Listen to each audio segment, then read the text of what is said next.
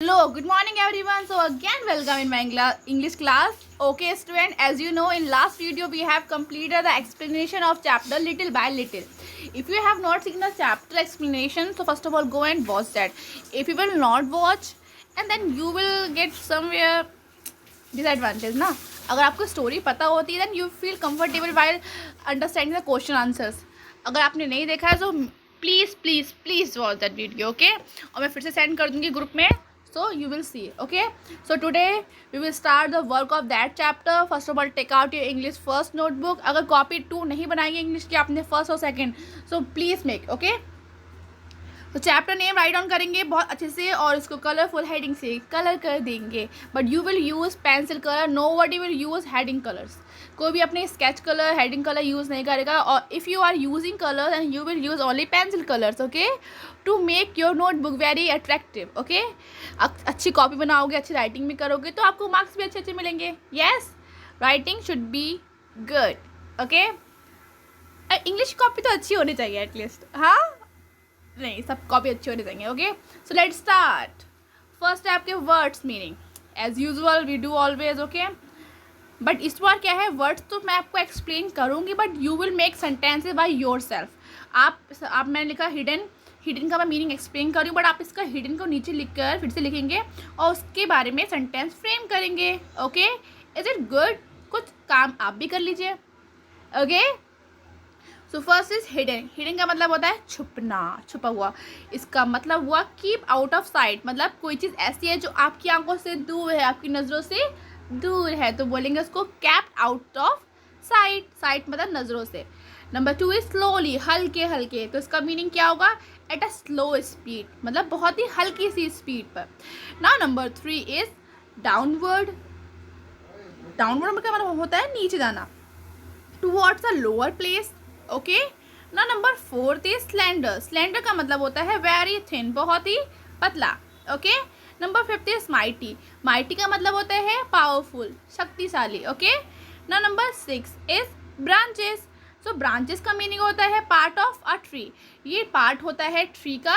सो हमने इसको इंग्लिश की लैंग्वेज में एक्सप्लेन किया है, ना कि ईवीएस की लैंग्वेज में. ओके, देखो इंग्लिश एक लैंग्वेज सब्जेक्ट होता है, सो आपको बहुत ही प्रॉपर और मेंटेन तरीके से करना होता है. और सब्जेक्ट्स क्या होते हैं, वो अंडरस्टैंडिंग होती है.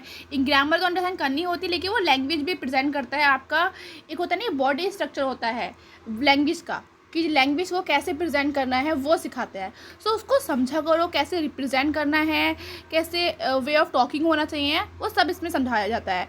राइटिंग का मेन होता है, राइटिंग आपकी प्रॉपर और प्रॉपर पंक्चुएट वे में होना चाहिए. मतलब कहाँ पर स्मॉल लेटर, कहाँ पर capital letter, you should know everything. Okay, and please make your copy attractive.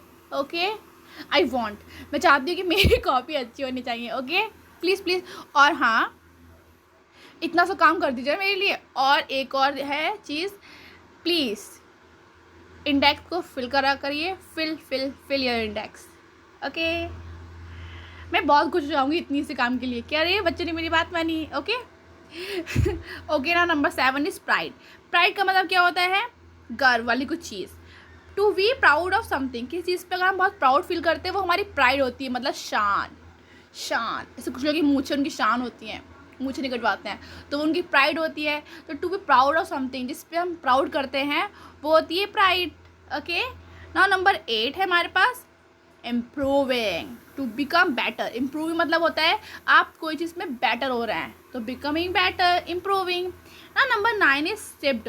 कुछ हम पीते हैं, ड्रिंक करते हैं, सिप करके पानी पीते हैं तो वो सिप होता है. ठीक है, to drink something in a small quantity, मतलब हमने पानी पिया, सिप करके थोड़ा सा पिया फिर पिया, उसको बोलते हैं सिप.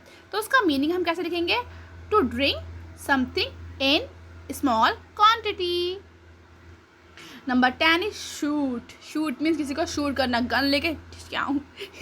ओके, तो किल विद अ बुलेट और एन एरो. किसी चीज़ को कोई शूट करना किसी से, चाहे आप शूट कर रहे हैं गन से या फिर एरो से कर रहे हैं. So we have seen 10 words meaning and first word was, let's again read. Reading करने से आपकी क्या होगा? रीडिंग करने से आपकी वोकैबुलरी अच्छी होती है और रीडिंग की जो आपकी स्किल है वो भी इम्प्रूव होती है ना. फर्स्ट है, इससे मेरी भी अच्छी जाएगी. Okay, first is hidden. Hidden का मतलब होता है छुपना. इसका आंसर हो गया keep out of side. Number 2 slowly, means at a slow speed, बहुत ही हल्की स्पीड पर। नंबर 3 इज डाउनवर्ड, डाउनवर्ड का मतलब होता है नीचे, इसका आंसर होगा टुवर्ड अ लोअर प्लेस, बहुत ही नीचे जाना, डाउनवर्ड, नीचे जाना, downward. Number 4 is slender, slender means पतला, very thin. Number 5 is mighty, mighty means powerful, powerful. Movie देखी आपने माइटी राजू, इसका मतलब होता था कि राजू बहुत ताकतवर है, कार्टून देखा है ना, तो याद पता भी होगा, वही राजू वही है जो छोटा भीम में आता है, माइटी राजू। अब हंसना मत कोई भी। ओके, नंबर 6 ब्रांचेस, मतलब पार्ट ऑफ ट्री। नंबर 7 है प्राइड। तो स्टडी बोरिंग नहीं लगे आपको, ऐसा लगे कि हाँ थोड़ा सा अच्छा लग रहा है, बोर नहीं लग रहा है, so that's why I talk like this. Okay, number 7 is pride, to be proud of something. Okay, number 8 is improving, to become better. Number 9, to drink something in small quantity. Number 10, shoot, to kill with a bullet or arrow. Okay, now next आते हैं question answers पे। बहुत ही कम question answers हैं। Okay, so let start writing. First of all write down the heading and leave one line after writing the heading. Okay, now first question is name the tree that the acorn grows into. ऐसे tree का name दीजिए जिसमें Ekron बड़ा होता है। Ekron डालो तो tree कौन सा आता है, ओक ट्री। ओके, ट्री बन के आता है ओक, और इसका बीज को क्या बोलते हैं, सीड को बोलते हैं acorn. Name the tree that acorn grows into, जो एक्रोन बड़ा हो जाता है उसको क्या बोलते हैं हम, oak tree. Okay, number 2, what thing does a seed need to grow.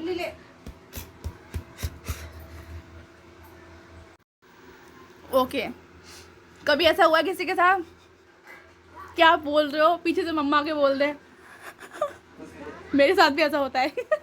Okay, question number 2 है what thing does a seed need to grow. एक बीजे को बढ़ने में उसको क्या क्या चीज़ ज़रूरत होती है, मतलब ये पेड़ को।